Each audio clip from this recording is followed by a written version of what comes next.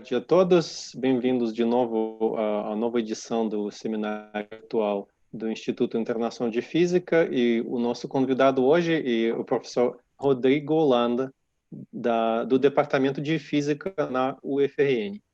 Rodrigo estudou na sua graduação aqui na UFRN, mas ele fez mestrado e doutorado em São Paulo, na USP. Ele fez pós-doutorado no Observatório Nacional. Ele trabalhou como professor em Universidade Estadual de Paraíba e Universidade Federal de Sergipe, e desde 2018 ele é professor aqui na UFRN. Rodrigo trabalha na área de cosmologia, em particular com aglomerados de galáxias, e hoje ele vai falar do seu trabalho. Obrigado, Rodrigo. Eu lembro para todo mundo deixar microfones desligados e se inscrever no chat para fazer perguntas no final da apresentação, que será de 30 minutos, mais ou menos. Então, Rodrigo, a palavra é sua.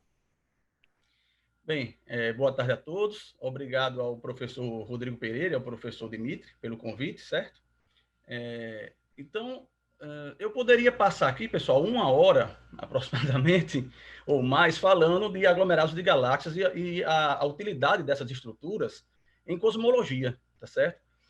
Mas como é minha primeira vez aqui no seminário do Instituto Internacional de Física, e não foi por falta de convite, é que sempre aparecia um contratempo, eu resolvi fazer um pequeno resumo, né, do que sejam os aglomerados de galáxias, suas propriedades básicas, e apresentar o que a gente faz aqui, né, faz aqui na UFRN. E numa segunda oportunidade, aí eu posso, sim, realmente falar mais dos aglomerados de resultados gerais da literatura, tá certo? Então, a nossa apresentação eu dividi da seguinte maneira.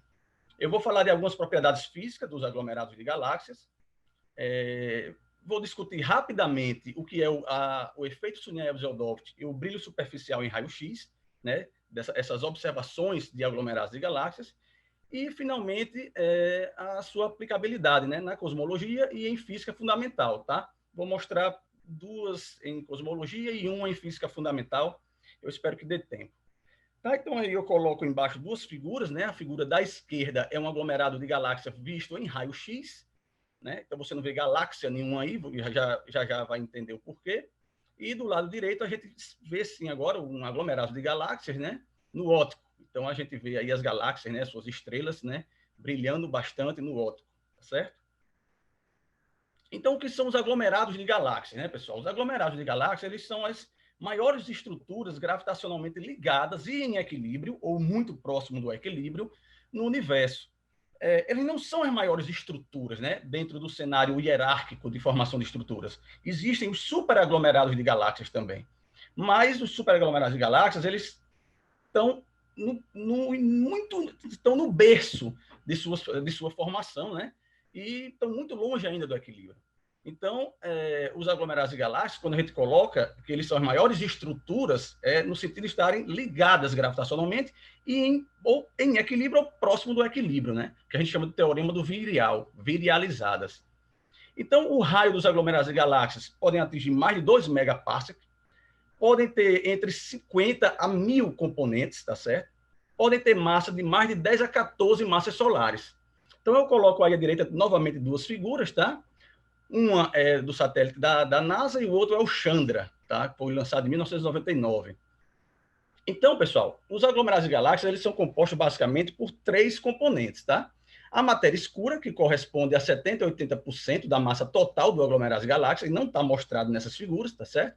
Ela é detectada via lentes gravitacionais, principalmente, e por efeitos dinâmicos, né, através da velocidade das galáxias dentro de um aglomerado, né, através da equação de equilíbrio. A outra componente visível agora, né, a outra componente que é visível agora é o gás intraaglomerado, que é essa parte mais avermelhada ou essa parte mais violeta aí nessas 2 imagens, tá certo? Elas correspondem, essa quantidade, esse gás ionizado, né, porque é basicamente hidrogênio ionizado, ele corresponde a cerca de 20%, 10 a 20% da massa total do aglomerado, e cerca de 80% da massa visível do aglomerado, tá certo? podem alcançar temperaturas da ordem de 10 a 8 Kelvin, certo? Ou seja, é um gás extremamente rarefeito, né? Extremamente quente. E, por fim, a gente tem as galáxias, né? Que são as estrelas, basicamente, que são detectáveis no visível, no infravermelho, no ultravioleta, etc., que está aí, né, mostrada aí, né, nos pontinhos, tá certo? Que é observado principalmente no visível, né? Mas também no ultravioleta, no infravermelho, que corresponde 5% só da massa total. Tá, pessoal? Então, maior parte da massa total é em matéria escura. A segunda parte é no gás intraaglomerado e o restante, bem uma quantidade bem pequena, são as galáxias, né, formadas pelas estrelas, os planetas, asteroides, etc. Então, pessoal, esse plasma aí é responsável por dois efeitos extremamente úteis em cosmologia. Um é o brilho superficial em raio-x.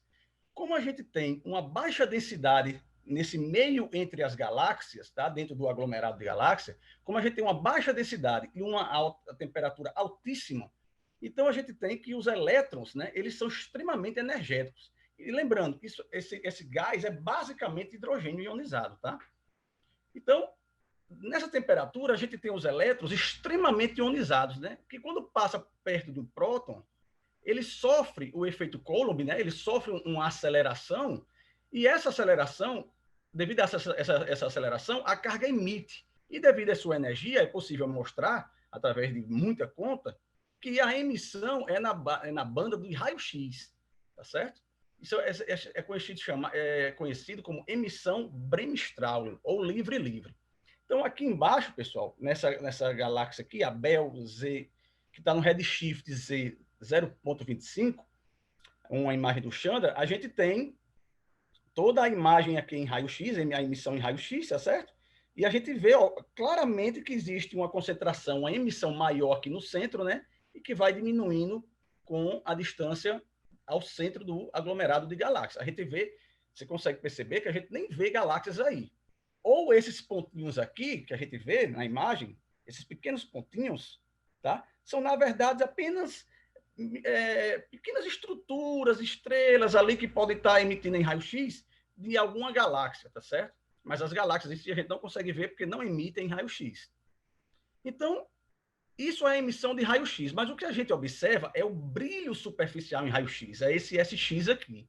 O brilho superficial em raio-x é o número de fótons que chega naquela banda, né, numa certa banda, é o número de fótons por segundo por minuto de arco ao quadrado, tá certo? Isso é o que a gente observa com relação ao raio, desde que você saiba a distância ao aglomerado. Se você não souber a distância, você tem que trocar isso aqui por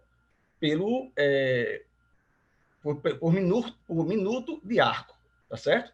Então, a gente vê aí, pessoal, os pontinhos, né? Ó, você consegue ver os pontinhos nesse gráfico. Você consegue ver os pontinhos, que são as medidas. E essa curva em vermelho é o que é esperado para aquele aglomerado de galáxia se ele estiver emitindo em equilíbrio gravitacional ou equilíbrio hidrostático, tá certo? Então, você vê que essa galáxia, né, esse aglomerado de galáxia, ele está, né, bem descrito por uma situação de equilíbrio. Então, você vê aqui outra quantidade importante do brilho superficial em raio-x, que é o fato dele depender com a densidade eletrônica ao quadrado. Tá certo? Isso aqui é importante. Depende com a densidade eletrônica ao quadrado. Por isso que aqui no centro é tão proeminente. O problema é que esse brilho superficial em raio-x, né, ele cai com 1 mais E à quarta, ou seja, ele cai rapidamente. O outro efeito, pessoal, que não tem nada a ver com o brilho superficial em raio-x, é um efeito chamado de efeito Sunyaev-Zeldovt, tá certo? Foi proposto em 1973 por esses dois russos aí. Basicamente, tá, pessoal, porque a minha tese de doutorado foi nesse efeito e eu escrevi 200 páginas de tudo que eu estudei sobre isso e o que eu fiz. Mas, basicamente, o efeito Sunyaev-Zeldovt é o quê? Olha só, a gente tem que os fótons da radiação cósmica de fundo são frios, tá, pessoal? Por exemplo, aqui ele é em torno de... a temperatura é próxima de zero, né? Aqui, localmente. Sendo que quando você tem um aglomerado de galáxia, os elétrons, eles são extremamente energéticos. Então, quando você tem a radiação cósmica de fundo, que é fria, interagindo com os elétrons quentes de um aglomerado de galáxia, eles sofrem efeito Compton inverso, tá, pessoal?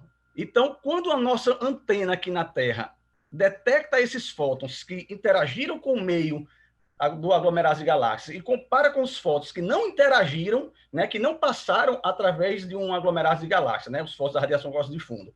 Quando você compara essas duas temperaturas, aí você vê que os fótons, a banda, né, a parte da CMB do espectro que interagiu com os fótons, com os elétrons do aglomerado de galáxia, ele torna-se mais frio, tá certo?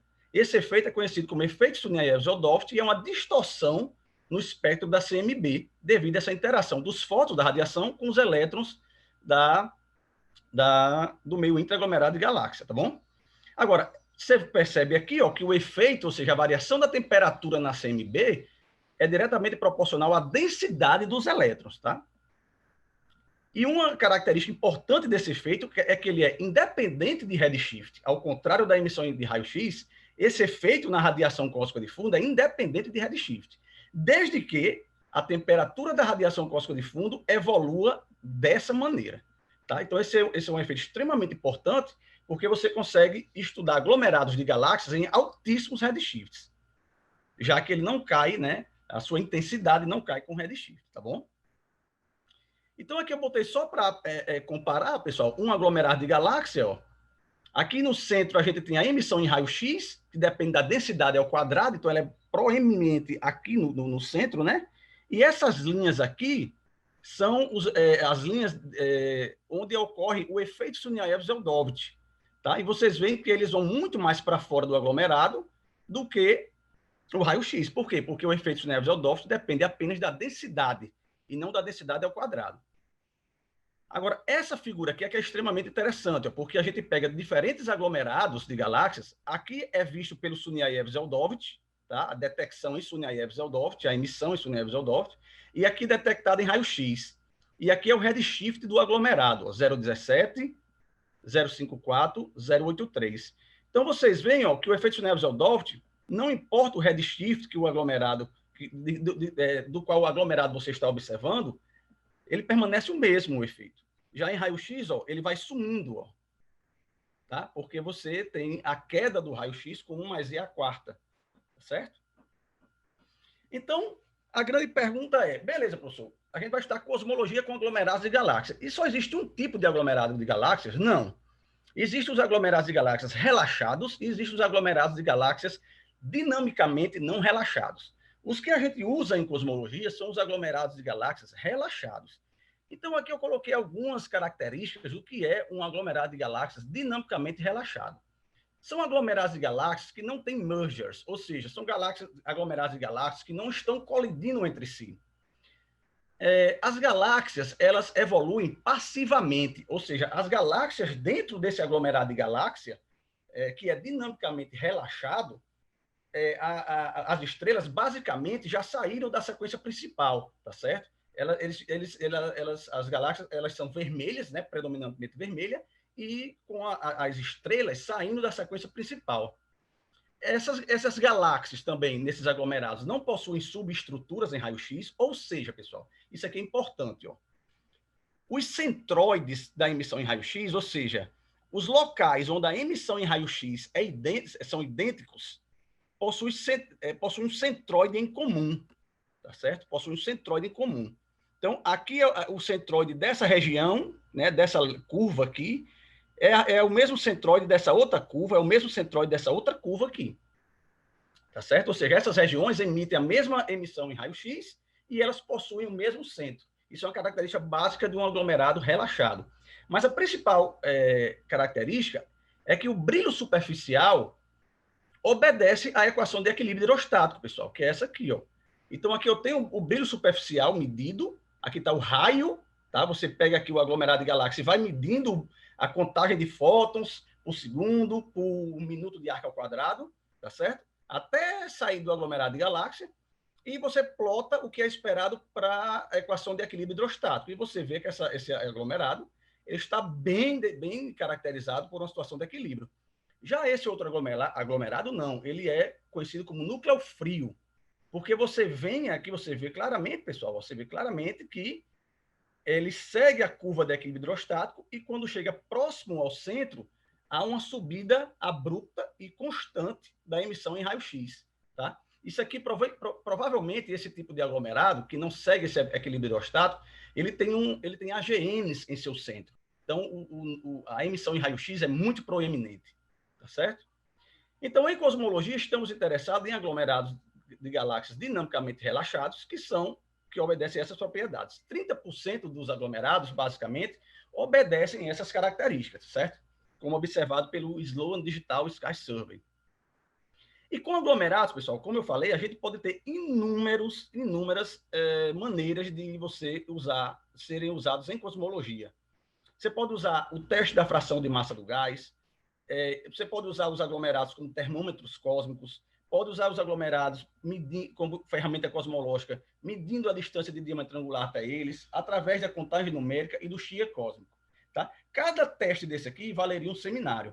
Como eu não tenho tempo, eu escolhi falar sobre a fração de massa do gás rapidamente e o que a gente tem feito aqui na UFRN, tá certo?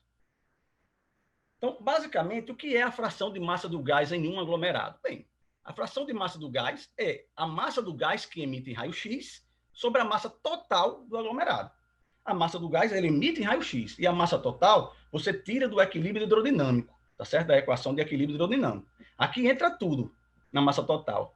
Entra a matéria escura, entra galáxias e entra o gás, tá? Então, a fração de massa do gás é essa quantidade aqui. Mas no que consiste, pessoal, o teste da fração de massa do gás? A hipótese é muito simples. Ó. Uma vez que os aglomerados de galáxias possuem tamanhos maiores que megaparsec, 2, 3, 4 megaparsec, então ele já contém uma quantidade significativa de bárions e de matéria escura que chega muito perto da média cósmica, né? Da média universal, tá certo? E não existe nenhuma razão física para esperar que essa fração varie com o redshift, tá certo? Ou seja, se você pegar a fração de massa de um gás, da fração de massa de gás, ou seja, a massa do gás que emite em raio-x sobre a massa total de aglomerados de galáxias relaxados, como eles são uma quantidade representativa, né, dessas quantidades no universo, né, essa razão deles se aproxima muito da razão cósmica devido ao tamanho que os aglomerados de galáxias chegam. Então, não há nenhuma hipótese, né, nenhum argumento físico para que nesse tipo de aglomerado de galáxia você tenha uma evolução com a fração de massa do gás. Agora, existe um probleminha aí. A massa do gás, pessoal, depende da distância de luminosidade ao aglomerado e da distância de diâmetro angular ao aglomerado. E a massa total depende da distância de diâmetro angular ao aglomerado.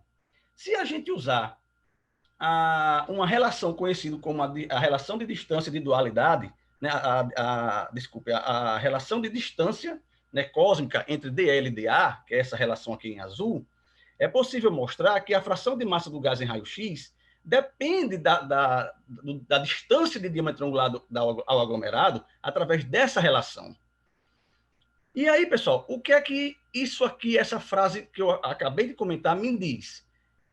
Essa fração só independe do redshift, tá certo? Se você colocar a distância de diâmetro angular aqui ao aglomerado, a distância correta. Se você colocar uma distância errada, ou seja, se você usar um modelo cosmológico para obter essa distância até o aglomerado, se você usar esse modelo errado, então você vai ver o que acontece nessa figura à direita aqui. Você vê um espalhamento da fração de massa do gás de uma amostra de 40 aglomerados com um redshift, ó, o redshift de 0 até 1. Você vê que existe um espalhamento aqui.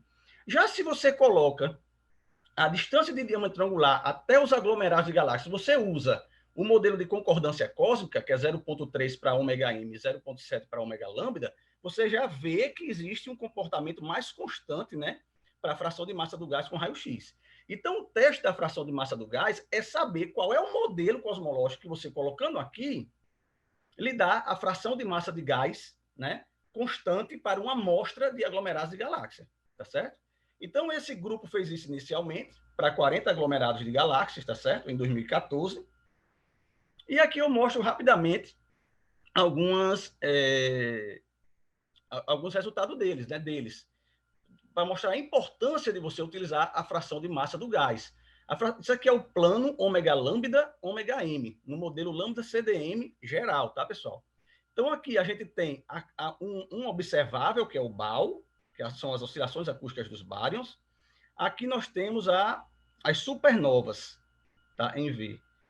Então, você vê que a fração de massa do gás ela é ortogonal a CMB e é quase ortogonal, ou é, né, um cruzamento meio quase ortogonal também às supernovas. Ou seja, no plano lambda ômega m, as medidas da fração de massa do gás, os vínculos, né, eles são complementares a outros vínculos independentes. Então, isso é importante para você limitar o espaço de parâmetros, tá certo?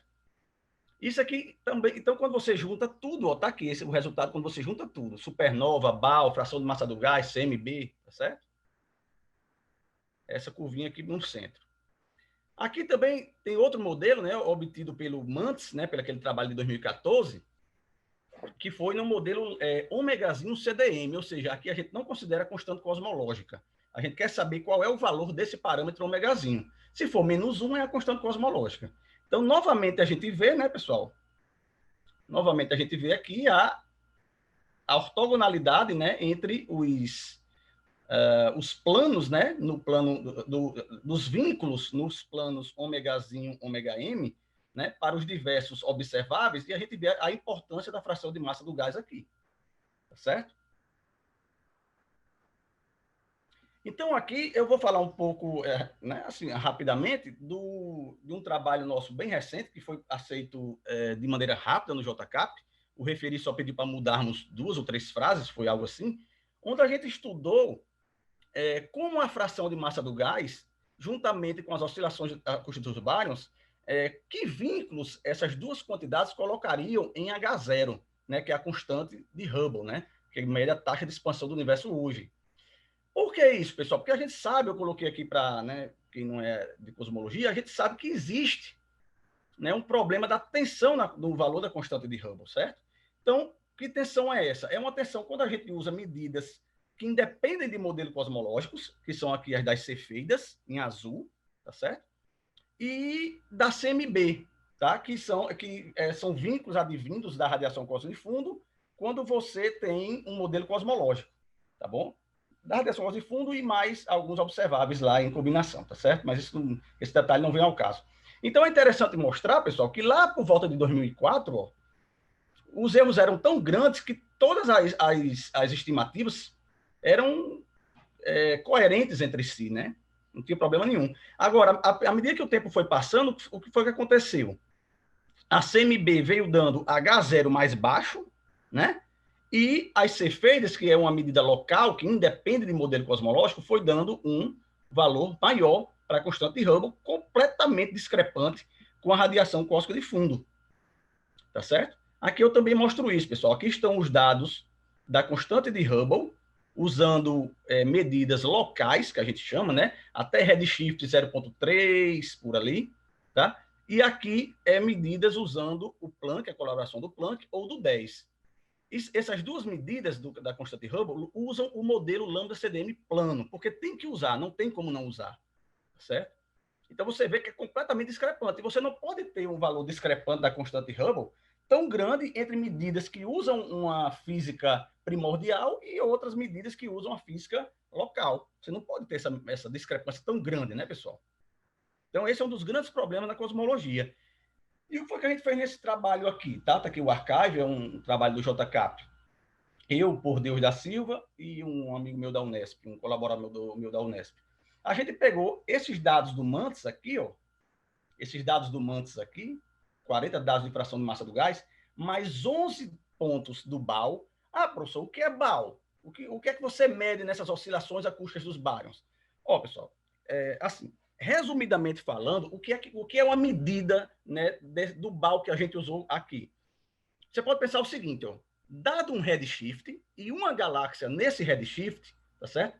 Você se pergunta, existe uma distância desta galáxia onde há uma probabilidade maior de eu encontrar outra galáxia naquele redshift?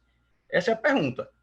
Aí o pessoal mede naquele redshift qual é essa distância, né, no céu, que, dado uma galáxia naquele redshift, qual é a distância, né, o excesso de probabilidade, qual é a distância que lhe dá um excesso de probabilidade de ele encontrar outra galáxia, naquele redshift.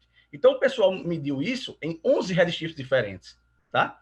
Ou seja, a gente usou aglomerados de galáxias, que é algo que vem de distribuição de galáxia, e usou as oscilações acústicas dos bárions, que também, essas medidas, essas 11, também provém da distribuição de galáxias. Por isso que o título foi esse. Tá? E mais importante, a amostra é até Z igual a 1, ou seja, Z igual a 1 não é altíssimo redshift, mas também não é baixo redshift. Você tem que colocar um modelo lá cosmológico, tá? Para poder obter a constante de Hubble através dessas quantidades que eu acabei de falar. E aí, pessoal, de forma resumida, eu coloquei aqui os resultados. Quando a gente considerou o modelo lambda CDM, os nossos resultados em azul aqui, ó, foram coincidentes com o valor do Planck. Mas o valor do Planck usa o lambda CDM com medidas em altíssimos redshifts, né, principalmente. Tá? O nosso é o lambda CDM com distribuição de galáxias em redshifts intermediários, vamos dizer assim.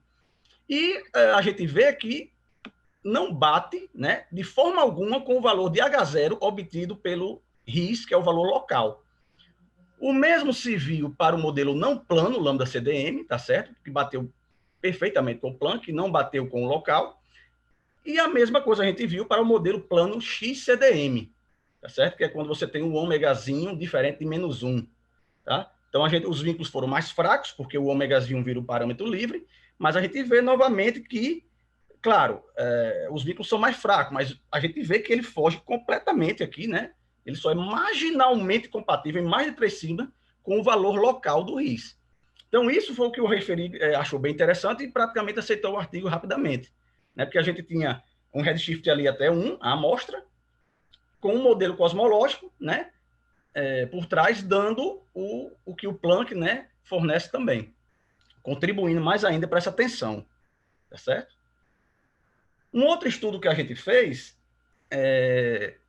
nessa linha, ainda usando fração de massa do gás, foram 2. Um foi estimar, pessoal, a densidade de matéria escura, tá? Sem usar modelo cosmológico, tá? Sem o uso de modelo cosmológico. Porque, geralmente, as estimativas da matéria escura, você precisa de um modelo cosmológico para dizer quem é ômega lambda, quem é ômega m, certo? E assim por diante.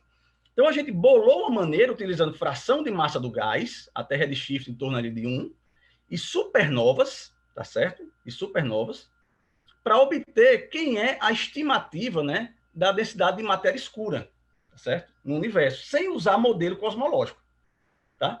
É possível fazer isso utilizando essa equação aqui de baixo, que eu não vou entrar em detalhes, tá? Como eu falei, cada trabalho desse já vale um artigo, mas eu queria só mostrar um aspecto geral do que a gente vem fazendo. Essa é uma das minhas linhas de pesquisa, tá? Mas tem outras, mas essa é a que eu mais gosto. Então, a gente fez esse estudo, tá certo? O ano passado, isso, junto com o pessoal do Observatório Nacional, para estimar essa quantidade de matéria escura independente de modelo cosmológico, né? Então, para não entrar tanto em detalhes, a gente obteve, pessoal, uma quantidade de matéria escura que depende, na verdade, né, o parâmetro de densidade de matéria escura, que é esse aqui que eu estou mostrando, ou tentando mostrar, ele depende do H2, tá certo? Ele depende do H2, que é o parâmetro de Hubble, né, normalizado aí.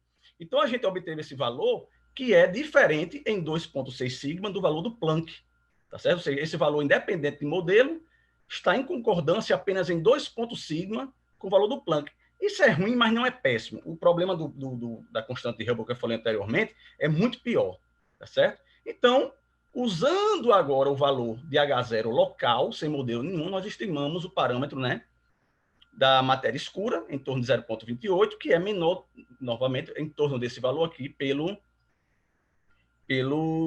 valor do Planck.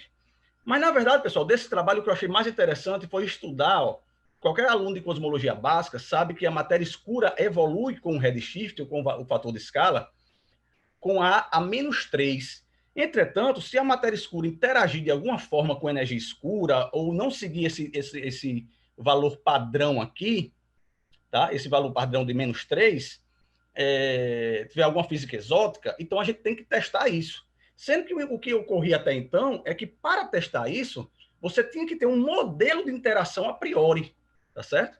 E aí a gente, utilizando essas duas quantidades observáveis, ou seja, a distância de luminosidade de supernovas, a fração de massa do gás e a nucleossíntese primordial, tá? A gente teve que adicionar a nucleossíntese primordial, a gente colocou vínculos sobre possíveis desvios da lei de evolução padrão da matéria escura, tá? Lógico, os vínculos foram fracos ainda, porque a gente tem poucos dados, mas a ideia é que é interessante aqui. A gente obtém que o epsilon é compatível com zero, mas a região de confiança ainda me dá várias possibilidades, tá certo? Mas esse resultado aqui eu acho mais interessante do que esse aqui. Essa é a minha opinião. Tá? Outra pessoa, outro colaborador meu pode achar que isso aqui é mais importante. Mas isso aqui eu achei mais interessante, embora os vínculos sobre esse desvio não sejam fortes. É compatível com zero, ou seja, a lei é válida, mas ainda é fraca, né? Os vínculos são fracos, certo? Então, Dimitri, só mais uns 10 minutinhos, tá? Eu acabo, ok? Então, essas aplicações que eu fiz aqui, rapidamente, foi utilizando os aglomerados de galáxias, pessoal, como um observável para estudar a cosmologia, né? Sendo que a gente também pode estudar a física padrão, né? Como é que a gente pode... Uma das maneiras que a gente pode estudar a física padrão através dos aglomerados de galáxias é sobre testes envolvendo a relação de dualidade das distâncias cósmicas, tá? Quem não sabe o que é isso é o seguinte, pessoal, para quem não é da área, né?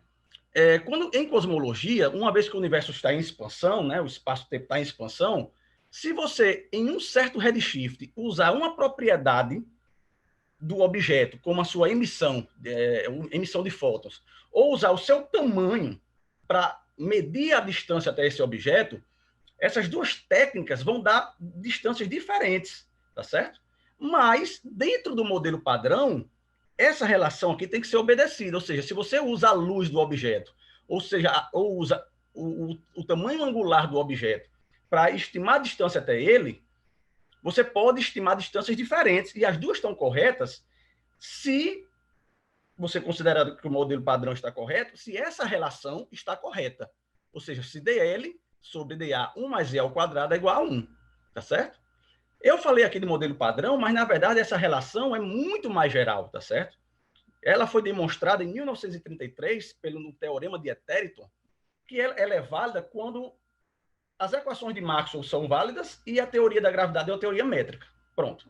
Se a teoria da gravidade é uma teoria métrica e as equações de Maxwell são válidas no seu espaço-tempo, essa equação é obedecida, independente das equações de Einstein, independente do modelo cosmológico, se homogêneo ou inhomogêneo, tá certo? E ela sempre foi considerada como verdadeira, né, a priori como verdadeira, em todas as observações cosmológicas, tá, pessoal? Sendo que, na verdade, essa relação ela tem que ser testada. Porque se ela for violada, ela indicaria, né, a presença de uma nova física, né, ou graves erros sistemáticos nas suas medidas. Tá certo?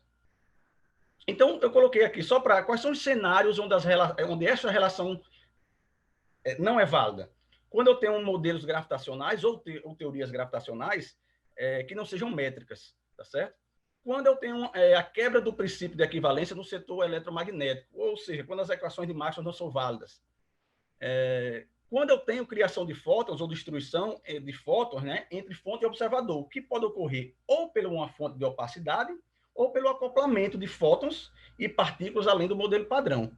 Ou também quando há variação de constantes fundamentais. Nessa linha aqui, eu tenho um aluno, Leonardo Colasso, que está defendendo o doutorado, né, no próximo mês, tá certo, pessoal? Nessa linha de variação de constantes fundamentais, em cosmologia, que é uma coisa que eu também acho bem interessante, tá? Assim, a gente usa o princípio cosmológico, né, que a lei da física aqui é válida em todo o espaço-tempo, mas isso tem que ser testado, né?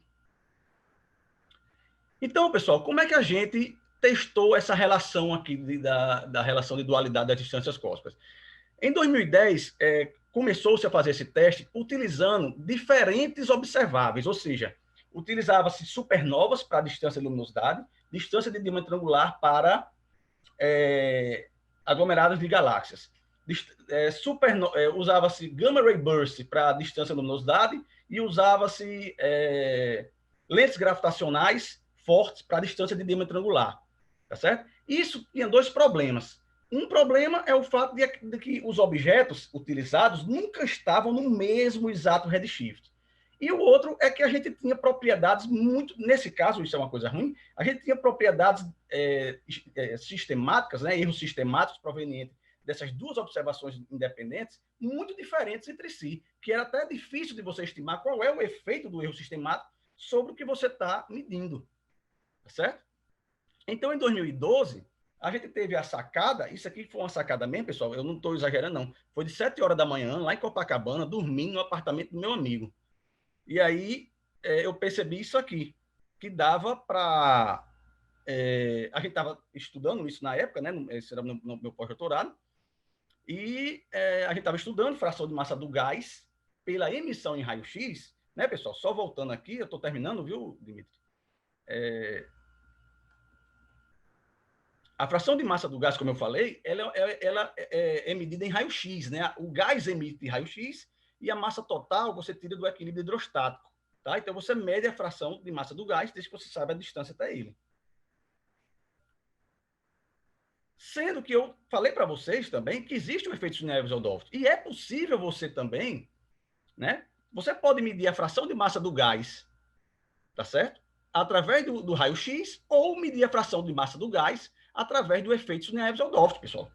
Essas duas coisas têm que dar a mesma quantidade, porque é um aglomerado de galáxia, você medindo a fração de massa de gás em raio-x e emitindo pelo efeito Neves-Odolph, que é lá na região de micro-ondas.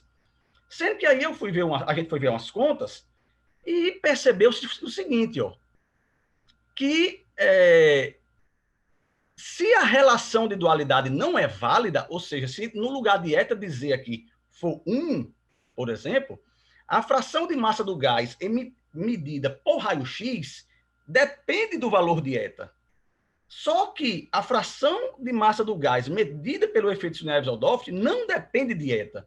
Então, se a gente tem um mesmo aglomerado, onde a fração de massa do gás é medida na emissão em raio-x e é medida em efeito Neves-Odolph, se a dualidade não é válida, ela vai afetar a fração de massa do gás em raio-x, mas não vai afetar a fração de massa do gás em Neves-Odolph.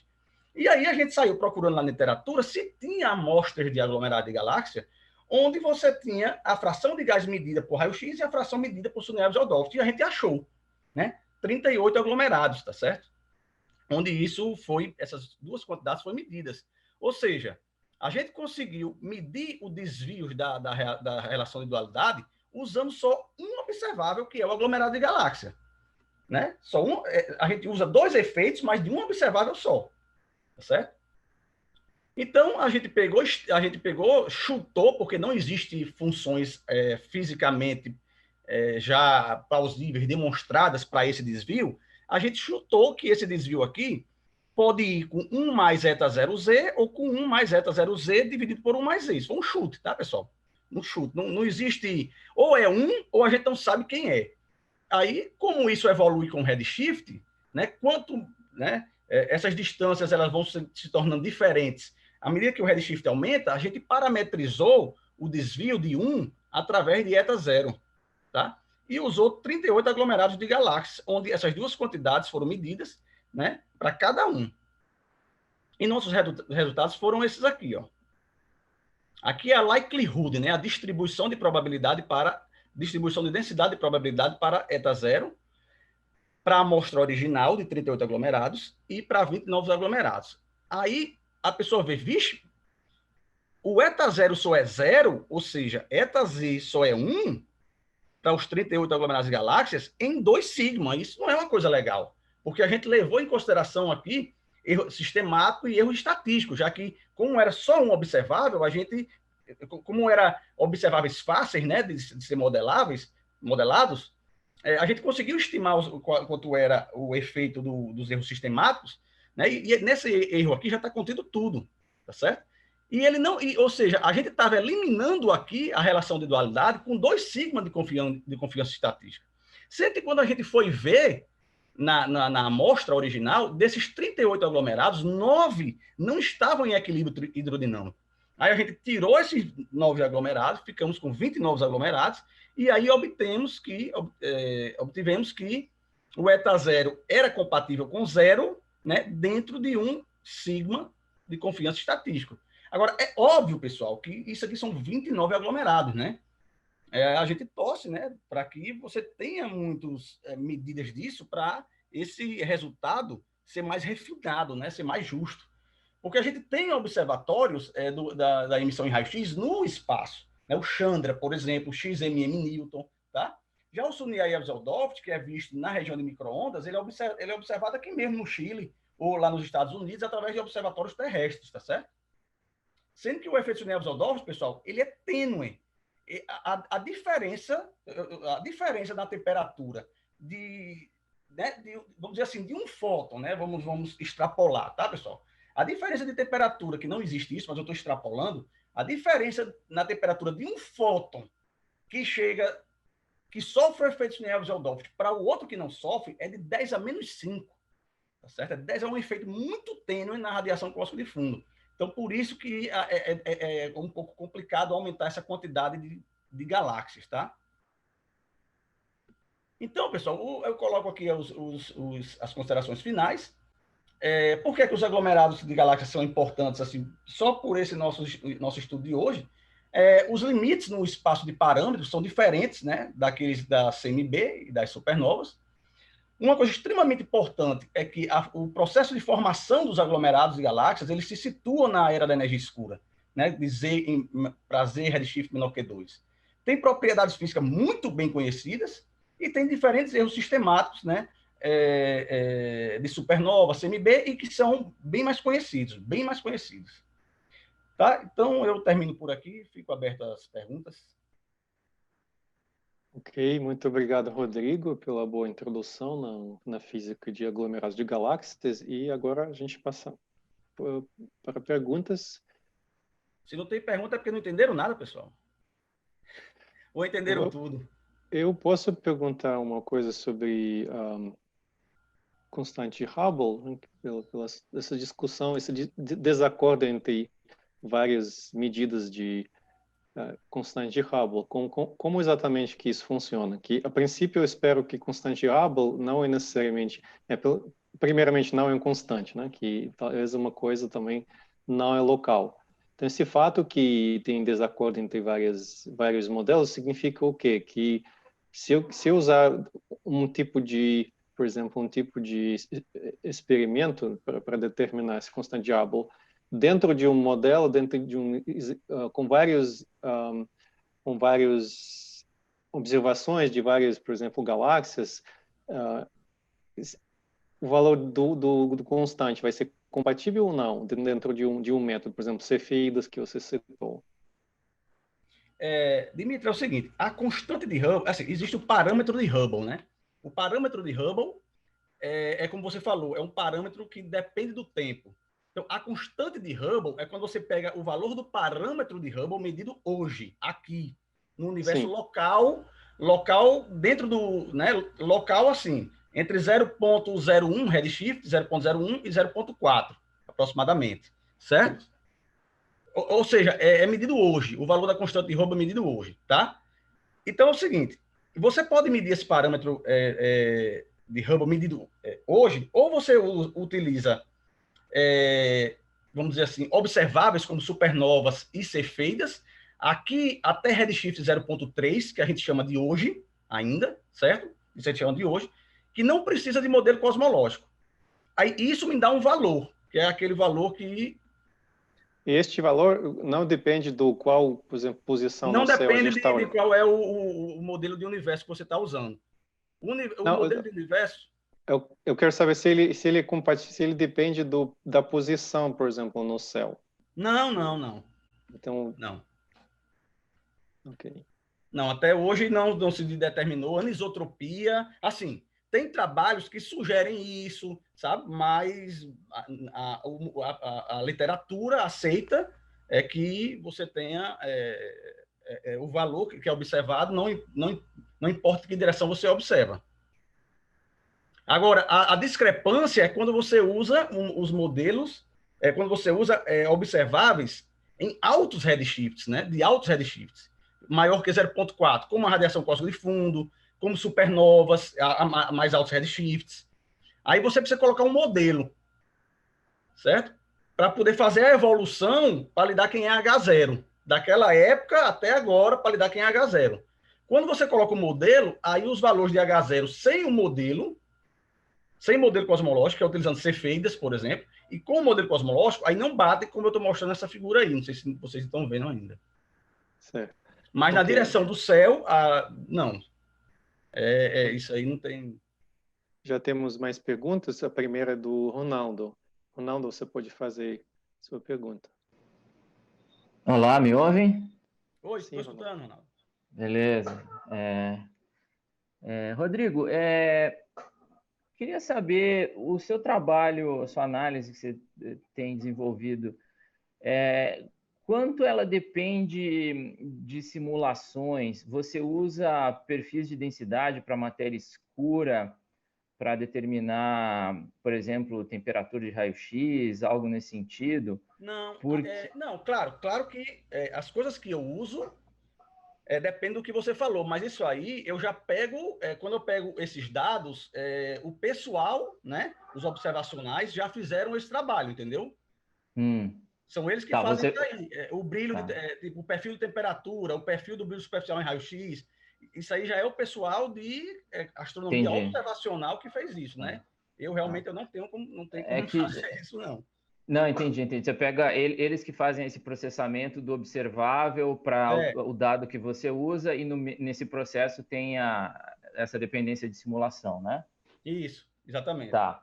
Não, é que eu queria saber se tem alguma discussão. Eu sei que é bem recente, mas tem um trabalho recente acho que é Meneghetti, sobre lentes em aglomerados, né? E foi observado que tem um sinal mais forte do que o que se espera nas simulações, né? Como se tivesse matéria mais aglomerada, né? Ou mais matéria escura. Eu também, Ronaldo, eu só vi por cima isso aí, rapaz. Eu vi, né? Eu vi o trabalho assim, mas eu não me debrucei ainda sobre ele, não, né? Mas a questão de você ter mais matéria escura do que era esperado, né? Eu realmente, mas eu não vi o desenrolar disso, não. Talvez, se essa coisa se mantém, o pessoal comece, talvez, flexibilizar um pouco as simulações e aí provavelmente teria uma reanálise desses dados também, né? Pode ser, sim. Pode ser. Porque aí a gente usa, a gente que eu digo, o pessoal usa o perfil de Navarro Frank White, né? Que até hoje tem mais... Mas levando em consideração, como você falou, que os dados de lentes gravitacionais não eram tão bons. Mas à medida que você for refinando esses dados de lentes gravitacionais fortes, aí pode ser realmente, né, que você comece a mostrar desvios, né? Tá muito no início ainda, né? Tá bom. Obrigado, Rodrigo. Valeu. Ronaldo, só uma coisa. Tem trabalhos mostrando que o perfil, né, você antes achava o seguinte: você tinha um aglomerado de galáxia, aí você tinha o perfil do gás e você tinha o perfil da matéria escura. Então, antes se achava que o perfil seria o mesmo, certo? O perfil seria o mesmo, a mesma queda, né, de densidade em relação ao raio, né, em relação ao centro, desculpa. Mas já tem gente mostrando que em algumas aglomeradas galáxias não acontece isso, sabe? E assim, e é antes desse estudo aí. O que eu estou falando aqui é de 2018, que o perfil, né, o perfil de densidade da lente gravitacional, da matéria escura tirada da lente gravitacional, não está batendo com o perfil do gás, né? E aí isso poderia levar a conclusões de qual é a forma com que a matéria escura se distribui ao longo do aglomerado, na verdade, né? Interessante. Valeu. Temos mais uma pergunta do Diego. Diego, você ainda tem pergunta? Tenho sim. Boa tarde, professor Rodrigo. Boa tarde, mais membros do Instituto Internacional de Física. Eu gostaria de saber se existe alguma relação entre a taxa de emissão, né, dos raios-x pela galáxia e a determinação da constante de Hubble. E com qual parâmetro vocês comparam esses resultados quando obtêm? Olha, bem, eu não sei se eu entendi muito, eu acho que sua pergunta foi muito genérica, assim, eu acho que eu não entendi, sabe? Mas a emissão em raio-x, ó, se você, aqui está o brilho superficial em raio-x, certo? Aí ele cai com 1 mais e à quarta, tá certo? Então, se ele cai com 1 mais e à quarta, ele depende da expansão do universo. E aqui tem relação com a constante de Hubble, tá certo? Agora, só o S de X, só com a emissão em raio-x, só com ela você não consegue medir a constante de Hubble. O que você consegue medir com raio-x é se você combinar, aí, Diego, né, seu nome é Diego, infelizmente teria que ser outro seminário onde eu poderia falar da distância de diâmetro angular de aglomerado de galáxia. Porque é possível você medir a distância de diâmetro angular de um aglomerado de galáxia, ou seja, medir a sua distância, tá? Medir a distância de um aglomerado de galáxia utilizando a emissão em raio-x dele e o efeito Sunyaev-Zeldoft, certo? Aí sim você conseguiria impor limites na constante de Hubble. Mas só com a emissão em raio-x, não. Porque fica mais parâmetros livres, entendeu? Você tem que ter um jeito de determinar a distância. E aí você fica com parâmetros livres e não consegue isolar o H. Agora, se você combina a emissão em raio-x com o Sunyaev-Zeldoft, aí é possível mostrar isso, tá, pessoal? Através que você determina a distância até o aglomerado e aí, com essa distância, você consegue obter a constante de Hubble. Aí, eu não entendi a segunda parte direito, com o que é que a gente compara. Bem, aí você pode comparar com diversas estimativas aí da literatura, mas as mais importantes são a do Ries, né? O Ries, que usam cefeidas e supernovas, e a do Planck. Você tem que comparar geralmente com essas duas. Ok, mais uma pergunta do Isaac. Era sobre o resultado final na relação do DL e do DA. Bom, se realmente com mais observações você acabar vendo que realmente esse eta não é igual a 1, né? O que é que você teria que mudar, basicamente, então? Qual o tipo, o que é que... Não, que fato novo eu teria que... Não, rapaz, aí você me pega, porque eu coloquei aqui cenários onde essa relação falha, né?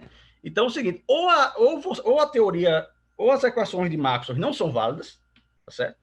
Ou a teoria da gravidade não é uma teoria métrica, mas também assim, agora, assim, de forma conservadora, se a gente pegasse aí 200 aglomerados, 300 aglomerados, estudasse os efeitos sistemáticos, estudasse, né, a parte do efeito em eta zero e tal, e não desse eta 1, eu analisaria essa parte de fontes de opacidade ou acoplamento entre fótons e partículas além do modelo padrão.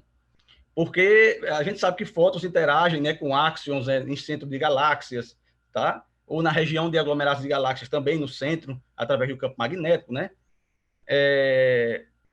A gente tem a questão das fontes de opacidade, que é bem modelado hoje em dia, dependendo do que você esteja estudando, mas, né, nunca se sabe. Quais são as fontes de opacidade? Se você estiver utilizando supernovas, né, para fazer esse teste, por exemplo, então você vai ter a poeira da galáxia hospedeira, o meio intergaláctico, a galáxia a poeira da nossa galáxia, né?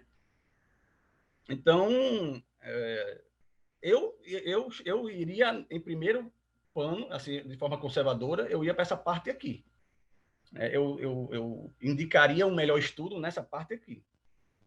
Antes de verificar se realmente você teria que modificar uma teoria a teoria da gravitação ou se você teria que procurar outras interações além do que conhece. Mas só de forma conservadora, não que eu estou excluindo essas outras, tá certo?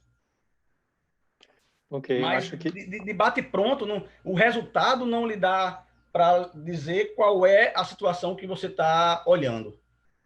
Qual é o problema que você está olhando. Obrigado. Acho que temos uma última pergunta do Raimundo. Raimundo, você quer fazer pergunta? Obrigado aí, Demetrio. Antes de Raimundo fazer perguntas, eu quero pedir todo mundo que pode ligar as câmeras para nós registrarmos a participação nesse seminário. E, Rodrigo, eu peço você sair do modo de apresentação. É para que o Zoom eu não sei mexer muito bem, viu? Eu quase que... Tente ver lá. Sim, ok, você conseguiu. Valdelina, por favor, me informe quando está pronta a foto. Raimundo, por favor. Obrigado. Então, parabéns, Rodrigo, aí pela apresentação. Eu gostaria Obrigado, que você comentasse aí um pouco mais, rápido também, sobre os aglomerados de galáxias como uma ferramenta em relação aos termômetros cósmicos e contagem do número. É porque é o seguinte, o Sunyaev-Zeldovich, certo?